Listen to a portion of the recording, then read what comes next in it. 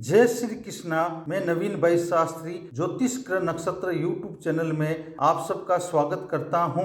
आज इस वीडियो में पंचक नक्षत्र का आज के दिन विचार, पंचक नक्षत्र के बारे में जानने की इच्छा, पंचक नक्षत्र योग विचार क्या है, पंचक काल में मना किए हुए कार्य क्या है, पंचक नक्षत्र शुरुआत व समाप्ति, दिनांक व समय क्या होगा, पंचक नक्षत्र में जन्मे बच्चे का विचार, पंचक नक्षत्र चरण का प्रभाव एवं फल, पंचक नक्षत्र दोष पूजा का समय और विधि, पंचक नक्षत्र चरण के बुरे असर को कम करने के उपाय क्या होंगे। पंचक नक्षत्र चरण के बुरे असर को कम करने के उपाय, पंचक नक्षत्र दोष निवारण के धार्मिक उपाय, पंचक नक्षत्र की पूजा करने से पूर्व सावधानियां, पूजा करने के फायदे और पूजा नहीं करने के नुकसान एवं प्रभाव क्या होंगे। इन सब के बारे में ज्योतिष ग्रह नक्षत्र यूट्यूब चैनल के माध्यम से जानकारी उपलब्ध करवा रहा हूँ, जिससे बिना पूछे स्वयं जान सकते हैं। पंचक नक्षत्र का आज के दिन विचार, पंचक के बारे में जानने की इच्छा। परिवार में बच्चे के जन्म होते ही या परिवार में किसी सदस्य की मृत्यु होने पर परिवार वालों की सबसे पहले यह जानने की इच्छा होती है कि उनके बच्चे का जन्म या परिवार के सदस्य की मृत्यु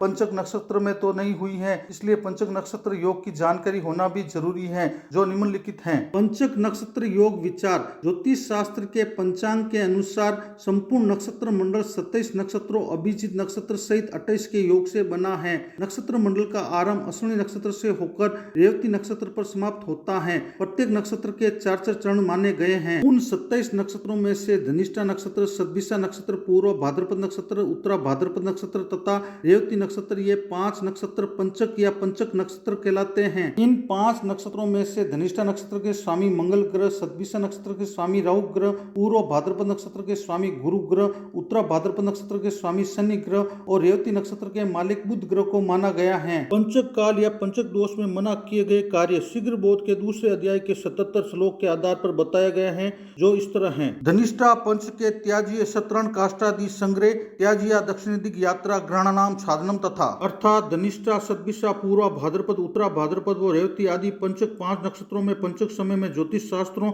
और परंपराओं के अनुसार कुछ विशेष 5 कार्य, जैसे तरण काष्ठादि को इकट्ठा करना, दक्षिण दिशा का सब पर निवास स्थान को छाने का काम, शया का बनवाना या खरीदना एवं वित्तान मर्तक क्रिया का कार्य पूरी तरह से मना किया गया है। पंचक दोष के प्रकार या श्रेणियां। ज्योतिष शास्त्र के अनुसार धनिष्ठा, सद्भिषा, पूर्वा भाद्रपद, उत्तरा भाद्रपद एवं रेवती, इन 5 नक्षत्रों की कर्मानुसार 5 श्रेणियां या प्रकार ग्राम पंचक, कुल पंचक, द्वितीय पंचक, ग्रह पंचक, ग्राम बाई पंचक बताए गए हैं। पंचक नक्षत्र शुरुआत व समाप्ति, दिनांक व समय निम्न प्रकार रहेगा। पंचक नक्षत्र शुरुआत दिनांक 13 अप्रैल 2026 को सद्भिषा पंचक नक्षत्र का दूसरा चरण रात्रि 10:08 को शुरू होगा। पंचक नक्षत्र समाप्ति दिनांक 15 अप्रैल 2026 को पूर्व भाद्रपद पंचक नक्षत्र का तीसरा चरण प्रातः 9:37 को समाप्त होगा। दिनांक 14 अप्रैल 2026 के दिन पंचक नक्षत्र में जन्मे बच्चे का भविष्य विचार, जन्म समय रात्रि 10:08 से प्रातः 4:10 तक है।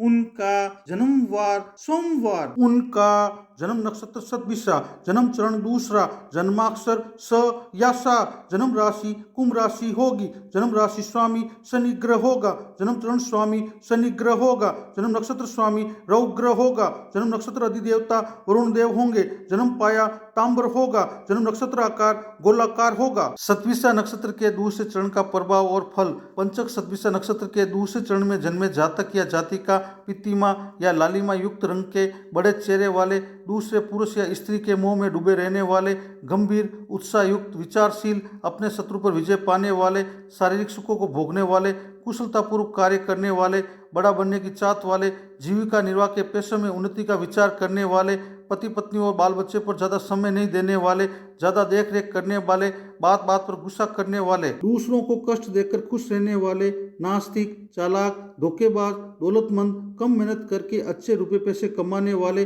जिंदगी में अनुकूल प्रतिकूल अवस्थाएं एवं खुशहाली से जिंदगी जीने वाले आदि फल प्राप्त होंगे। दिनांक 14 अप्रैल 2026 के दिन पंचक नक्षत्र में जन्मे बच्चे का भविष्य विचार, जन्म समय प्रातः 4:10 से प्रातः 10:10 10:09 तक है। उनका जन्मवार सोमवार मंगलवार। उनका जन्म नक्षत्र सतभिसा, जन्म चरण तीसरा, जन्माक्षर सी या सी।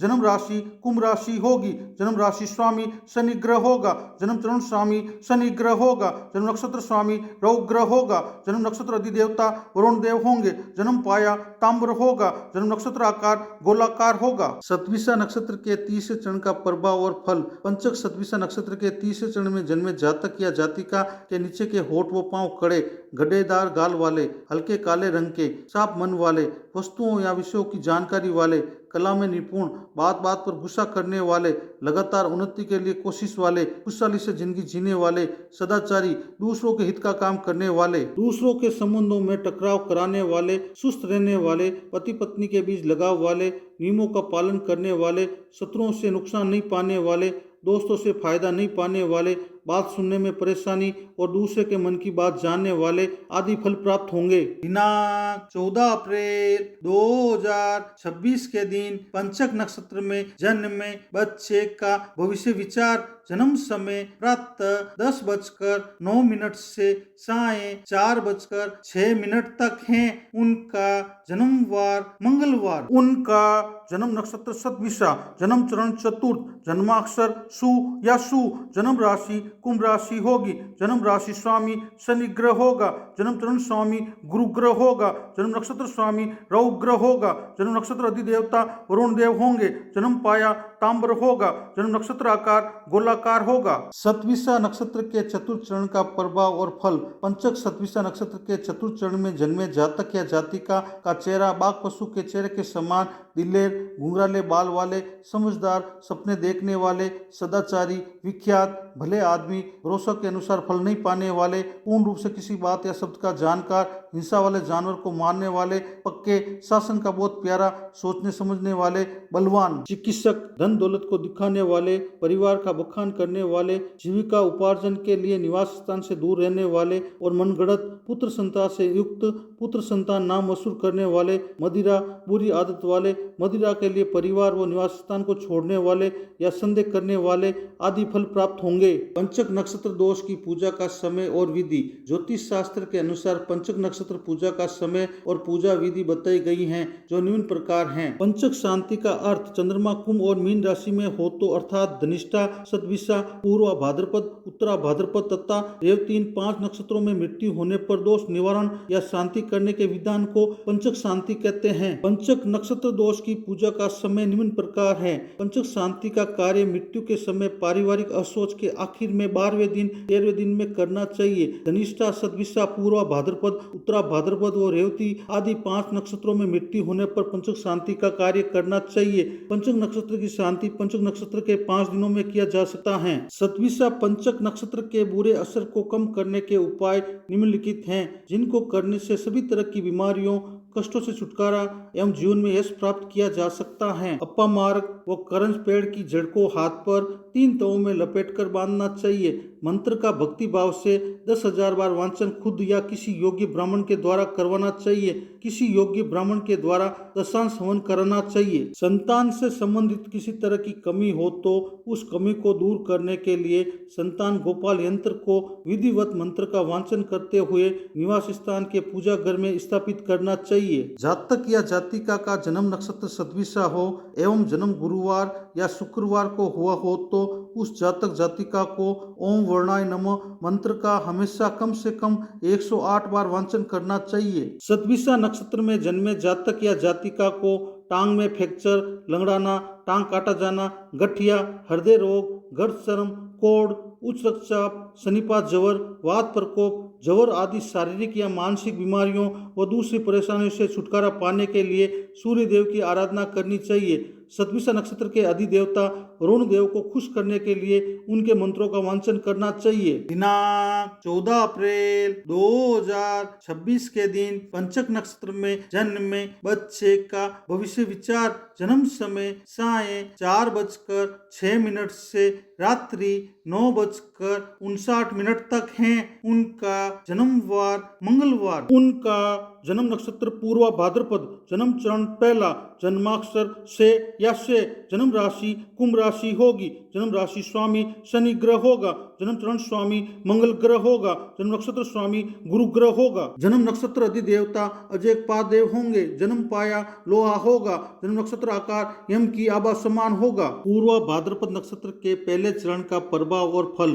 पंचक पूर्व भाद्रपद नक्षत्र के पहले चरण में जन्मे जातक या जातिका का चेहरा मेढक के मुख के समान और नेत्र वाले, दिलेर, स्त्रियों से अमर्यादित प्रेम करने वाले, एकांत से लगाव वाले, आवेश में फटकार वाले, पित्त से पीड़ित, धीरज वाले, अपने उद्देश्य को पूरी मेहनत से पाने वाले, छोटी सी बात पर गुस्सा करने वाले, कुशलतापूर्वक काम करने वाले, पुरुष या औरत एक दूसरे से लगाव रखने वाले, पति पत्नी के काम सुख से अनजान रूप में रहने वाले, बहादुर व्यक्ति व सिद्ध पुरुष आदि फल प्राप्त होंगे। दिनांक 14 अप्रैल 2026 के दिन पंचक नक्षत्र में जन्मे बच्चे का भविष्य विचार। जन्म समय रात्रि 9:59 से प्रातः 3:49 15 अप्रैल तक है। उनका जन्मवार मंगलवार। उनका जन्म नक्षत्र पूर्व भाद्रपद, जन्म चरण दूसरा, जन्माक्षर सो या सो, जन्म राशि कुंभ राशि होगी, जन्म राशि स्वामी शनि ग्रह होगा, जन्म चरण स्वामी शुक्र ग्रह होगा,